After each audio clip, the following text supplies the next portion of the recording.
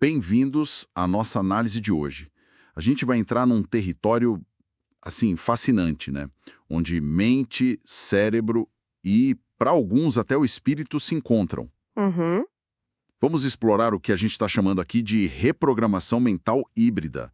É uma mistura, sabe? Junta neurociência, psicologia e também práticas de mindset, ou espirituais mesmo. Exatamente. É um campo que, nossa, evoluiu muito. A psicologia positiva, por exemplo, ela meio que virou o jogo, né? Antes era só consertar o que estava errado. Sim, Agora não, o foco é em potencializar o que está certo, o que faz a gente florescer. E tem a neuroteologia que hoje, olha, é um campo acadêmico sério mesmo. sério, né? Sim, buscando entender as bases neurais dessas experiências espirituais. E aí entram conceitos como neuroplasticidade. Claro, a capacidade do cérebro de se refazer. Isso, incrível, né? E a epigenética também. Aquela ideia de que nossos hábitos, o ambiente, podem, tipo, alterar como nossos genes se expressam. Isso dá uma base científica para coisas que antes, bom, pareciam só subjetivas, meio esotéricas até. Pois é. E a nossa missão hoje é justamente mergulhar em como três figuras globais, bem influentes, estão navegando nessa fronteira neuroespiritual agora em 2025, 2026. Vamos dar uma olhada mais de perto no trabalho do Dr. Joe Dispenza, Uhum. do Dr. Andrew Newberg e da doutora Lisa Miller. São três visões bem diferentes, quase como três arquétipos do que está rolando nessa área. Ok, então. Vamos começar a desembrulhar isso. Vamos lá. Vamos começar com o Joe Dispenza. A história pessoal dele é bem marcante, né? Muito. Ele tem formação em quiroprática, mas hoje é mais conhecido como um divulgador de ideias de neurociência para transformação pessoal. Sim, total. Tudo começou com aquela recuperação dele, né?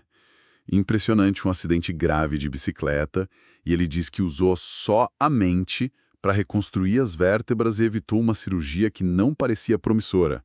É o que ele relata, assim. E isso virou o pilar da filosofia dele. A mente pode mudar a matéria. Exato. Ele ficou muito famoso depois daquele filme lá de 2004, o What the Bleep Do We Know. Ah, sim, aquele filme deu um boom enorme para ele. A metodologia dele é uma combinação, assim, interessante, eu diria até ambiciosa. Ele junta neuroplasticidade, aquela ideia do Hebb, né? Neurônios que disparam juntos conectam-se Clássica. para criar novos caminhos mentais. Fala de epigenética nesse sentido de sinalizar novos genes de novas formas através de estados mentais emocionais. Uhum. E aí ele traz também elementos da física quântica. Essa parte é que gera, assim, bastante polêmica, né? Eu ia perguntar disso. Porque muitos cientistas criticam, falam que é uma extrapolação que não se sustenta, né? Aplicar coisa do mundo subatômico para nossa realidade macro assim, sem prova. Exatamente, essa é a crítica principal da ciência mais convencional. E na prática, como é que isso funciona? O método dele? Bom, o núcleo são meditações guiadas, bem específicas.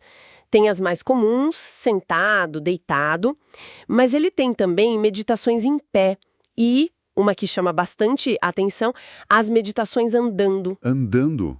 Como assim? A ideia, pelo que ele explica, é ensinar o corpo a literalmente andar como o seu futuro eu. Sabe, incorporar a energia daquela realidade que você quer criar no seu dia a dia. Entendi. Incorporar mesmo. Isso, ele bate muito na tecla da coerência coração-cérebro. Seria um estado de alinhamento fisiológico ideal, que você cultiva com emoções elevadas, gratidão, alegria, para facilitar a cura e a tal da manifestação de intenções. E ele busca validação científica para isso, né? Eu vi que ele tem colaborado com algumas universidades. Sim, ele investe nisso. Tem trabalhos com a Seção Diego, com a Bond University na Austrália. Eles fazem pesquisas durante os workshops intensivos dele. E o que acharam? Olha, teve um estudo preliminar que eles divulgaram bem interessante. Sugeria que o sangue de meditadores experientes do grupo dele tinha fatores que, em laboratório, inibiam a entrada de um vírus, um pseudovírus usado para estudar a Covid-19, nas células humanas. Nossa. Rápidas nas ondas cerebrais dos participantes, mesmo os novatos. Aumento de ondas teta e alfa. Ah, que são associadas a relaxamento profundo, meditação. Exato. E também é um estado de maior aprendizado, sugestionabilidade. Então ele usa esses dados para reforçar o método. E o impacto dele é gigante, né? Os retiros são caros, mas atraem milhares de pessoas. E tem muitos testemunhos de gente falando de remissão de doenças sérias. Câncer, esclerose múltipla, Parkinson. E transformações de vida mesmo. Sem dúvida, o impacto é visível. Mas, ao mesmo tempo, as críticas são fortes também. Além da questão da física quântica, que muitos na academia veem como pseudociência, Sim, tem as preocupações éticas.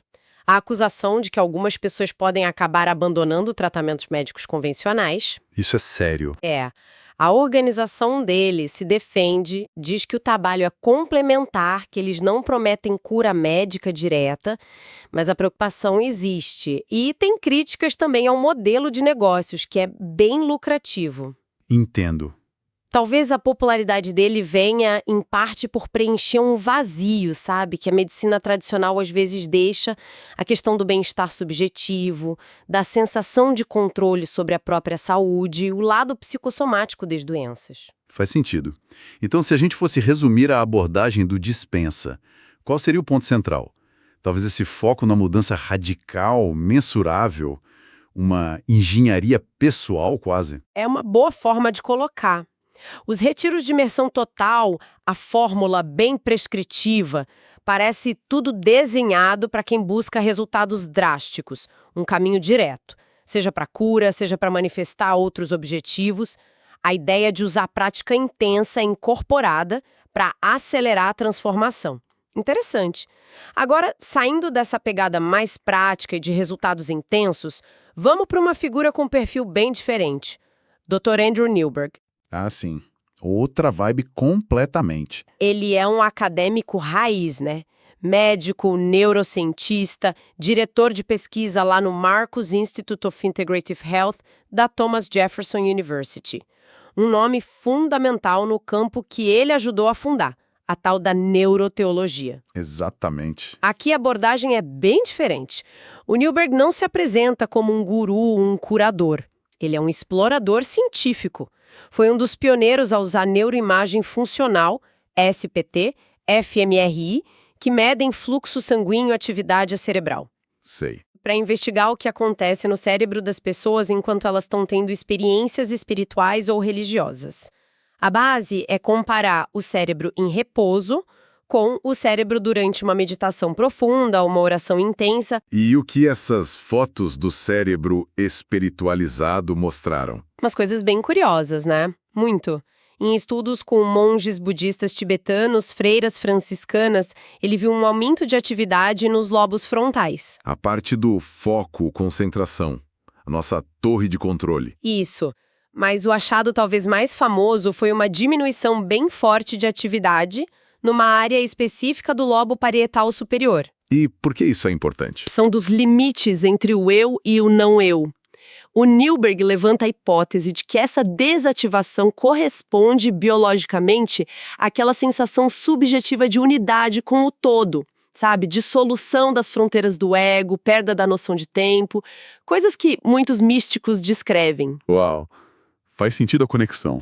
Pois é, e não é um fenômeno isolado. Outro estudo dele que achei fascinante foi com praticantes pentecostais durante a glossolalia, o falar em línguas. Sei. Nesse caso, ele encontrou uma diminuição da atividade nos lobos frontais, o que sugere uma perda do controle voluntário da fala. E isso bate com a descrição dos praticantes de que seria uma força maior falando através deles. Que interessante. Mas o ponto crucial que o Newberg sempre frisa é: não existe um ponto de Deus único no cérebro. Não é uma área só. As experiências espirituais são complexas, envolvem uma rede de várias áreas trabalhando juntas: emoção, cognição, percepção, autoconsciência. Entendi. É uma rede. O impacto do trabalho dele parece ser enorme para construir uma ponte entre ciência e espiritualidade, né? Com certeza. Ele basicamente valida a experiência espiritual como um fenômeno real, que tem correlatos biológicos, que dá para medir. Tira do campo só da crença, da superstição. Exato. torna um objeto legítimo de estudo científico. De certa forma, ele cria uma permissão para a mente moderna, que é muitas vezes cética, levar a sério a dimensão espiritual da vida, sem sentir que está abrindo mão da razão, sabe? Uma permissão científica, digamos assim. Isso. O trabalho dele permite segurar duas ideias que antes pareciam opostas. Minha experiência espiritual foi real e muito significativa para mim, e existe uma explicação científica para os mecanismos cerebrais que geraram essa sensação. Entendo. A distinção-chave na abordagem do Newberg é a neutralidade científica. Ele não está dizendo como ter a experiência, mas descrevendo o que acontece no cérebro quando ela ocorre. Ele fornece o mapa neurobiológico, não o guia de viagem. O objetivo é a descrição objetiva. Ok, então temos o praticante focado na transformação, Dispenza, e o cientista mapeando o cérebro, Newberg. Agora vamos para a nossa terceira figura, a doutora Lisa Miller. Ela parece que ancora essa conversa na psicologia clínica, no desenvolvimento humano, traz uma outra perspectiva. Exatamente. E que peso ela tem? Formada em Yale, doutorado na Penn, com o Martin Seligman. O pai da psicologia positiva. Ninguém menos. E é professora titular em Colômbia, onde ela fundou o primeiro programa de pós-graduação numa universidade da Ivy League, focado em espiritualidade, mente e corpo, o SMB. Uau! E qual a tese central dela? A tese dela, baseada em décadas de pesquisa, é bem provocadora. Ela argumenta que a espiritualidade não é só cultura ou escolha. É uma capacidade biológica inata. Faz parte do nosso pacote humano. Inata? Como assim? Estudos com gêmeos que ela cita sugerem que essa capacidade para a espiritualidade é tipo 1/3 herdada geneticamente. Os outros 2/3 são moldados pelo ambiente, pelas experiências de vida. Interessante. E ela desenvolveu um modelo bem legal que contrasta o que ela chama de cérebro desperto e o cérebro realizador. O realizador é o nosso modo focado em meta, analítico, linear. Essencial para muita coisa, claro. Sim, para trabalhar, estudar. Exato. Mas em excesso, leva a estresse, isolamento. O desperto seria um modo mais relacional, intuitivo, que percebe conexões, sincronicidades, sente uma orientação, um amor mais universal. Uhum. Ela não diz para abandonar o realizador, tá? Mas para integrar ele com essa consciência mais ampla do desperto, usar os dois. E a pesquisa dela traz dados bem fortes, né? Especialmente sobre saúde mental. Nossa, sim. O trabalho mais famoso, talvez, seja um estudo longitudinal que acompanhou famílias por gerações. E descobriram que pessoas com alto risco genético para depressão, tipo pais ou avós deprimidos, mas que consideravam a religião ou a espiritualidade muito importante na vida delas, tinham um risco 90% menor de desenvolver depressão maior, comparado com quem tinha o mesmo risco, mas não dava essa importância. 90%? É muita coisa. É impressionante. E o mais fascinante, essa proteção vinha da importância pessoal que a pessoa dava para a espiritualidade. Não era sobre ir à igreja toda semana, sabe? Era a relação interna, vivida, que fazia diferença. Que descoberta! E eles tentaram entender por quê. O que acontece no cérebro? Foram atrás disso, sim. Usando ressonância magnética, descobriram que essa maior importância pessoal da espiritualidade estava associada a um córtex cerebral mais espesso em certas regiões, principalmente áreas parietais e occipitais. Mais espesso. E isso é bom? Sim, porque justamente essas regiões tendem a ser mais finas em pessoas com risco para depressão. A hipótese é que cultivar essa dimensão espiritual pode literalmente fortalecer o cérebro, criar uma reserva cortical que protege contra a vulnerabilidade biológica à depressão. Nossa, uma base neural para resiliência espiritual. Exatamente essa é a ideia. E a validação científica dela é forte, né? Publicações em revistas de peso. JAMA Psychiatry. Sim, American Journal of Psychiatry. Além do livro dela, que virou best-seller, O Cérebro Desperto, impacto prático é muito direto. Na criação dos filhos, ela escreveu A Criança Espiritual também, na educação, na psicologia clínica. Claro. Ela defende muito que o desenvolvimento espiritual seja integrado nos cuidados de saúde mental, como algo essencial, não um extra opcional. Entendi. O trabalho dela meio que traz para a medicina e seculariza a espiritualidade, né? É um bom jeito de ver. Ao conectar com resultados de saúde concretos, com marcadores biológicos como a espessura cortical, a conversa muda. Não é mais se a espiritualidade é verdadeira metafisicamente, mas se ela é útil para a saúde e para o bem-estar. Vira uma questão de saúde pública quase. Exato. Dá uma justificativa, baseada em evidência, para integrar práticas contemplativas, cultivo de conexão em escolas, clínicas, como prevenção. A abordagem distintiva da Miller, então, é desenvolvimental e relacional. O foco não é tanto buscar picos de experiência isolados. Como talvez o Dispenza. Isso, mas sim nutrir uma consciência de conexão com os outros, com a natureza, talvez com algo maior como chave para a resiliência e para o florescimento ao longo da vida. Ok, então, recapitulando, temos 3 perspectivas bem marcantes nesse campo híbrido. O Dispenza, talvez o praticante curador, com um sistema para resultados transformadores. O Newberg, o cientista observador, mapeando o terreno neural da experiência espiritual. Isso, e a Miller, a psicóloga educadora, defendendo um modelo de desenvolvimento espiritual como pilar da saúde e resiliência. Todos nesse espaço de encontro entre ciência e experiência interna, mas com focos e métodos bem diferentes. E a relação deles com a ciência reflete isso, né?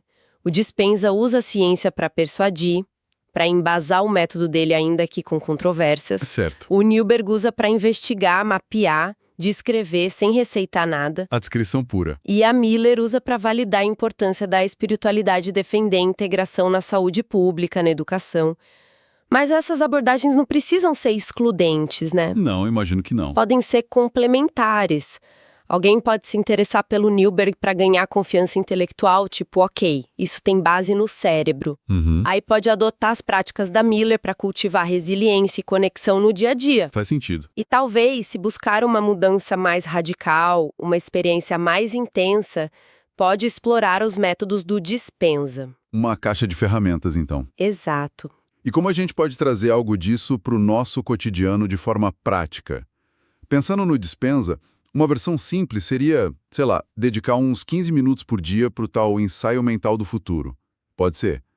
A ideia dele é, primeiro, gerar ativamente uma emoção elevada, gratidão, alegria intensa. E aí, nesse estado, visualizar o futuro que você quer, em primeira pessoa, com detalhes, como se já fosse real. Combinar a intenção clara com emoção elevada. Isso, para ensinar o corpo quimicamente como é viver naquele futuro, segundo ele. E da Miller, o que daria para pegar? Da Miller, talvez práticas como manter um diário de sincronicidades, anotar no fim do dia aquelas coincidências significativas, encontros, insights inesperados. E se perguntar, o que a vida está querendo me mostrar aqui? Isso treina o cérebro para ver conexão. Gostei disso.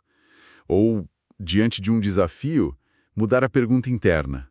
Em vez de focar no controle, como eu resolvo isso? Tentar perguntar o que essa situação me convida a aprender. Que qualidade ela me pede para desenvolver? Muda a perspectiva de vítima para aprendiz, sabe? Muda tudo. E mesmo a visão mais observadora do Newberg pode enriquecer o que a gente já faz. Acho que sim. Por exemplo, numa meditação focada na respiração, a gente pode ter consciência de que está exercitando os lobos frontais, o centro de controle. Ah, legal! Ou sentir uma calma profunda, pode notar as fronteiras do corpo e imaginar que elas se dissolvem um pouco, lembrando que isso pode ter a ver com aquela diminuição de atividade no lobo parietal. Talvez isso até aprofunde a confiança na experiência de paz, de unidade.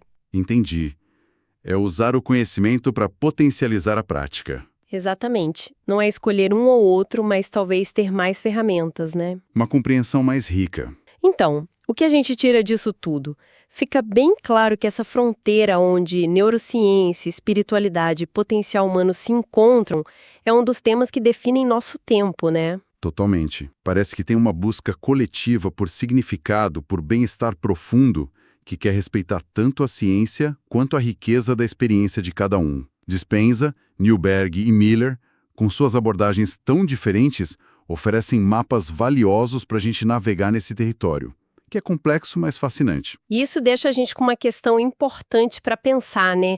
Como será que a integração dessas diferentes perspectivas, o impulso por transformação radical do Dispenza, a compreensão objetiva do cérebro do Newberg e a visão desenvolvimental da saúde espiritual da Miller, como que isso vai moldar o futuro do crescimento pessoal do bem-estar? Boa pergunta. E para cada um de nós, né, como aprender a usar esses diferentes mapas? Talvez combinando a validação da ciência, as práticas diárias de resiliência e conexão e, quem sabe, a busca por experiências transformadoras. Como usar isso de um jeito que funcione para a nossa própria jornada, que é única?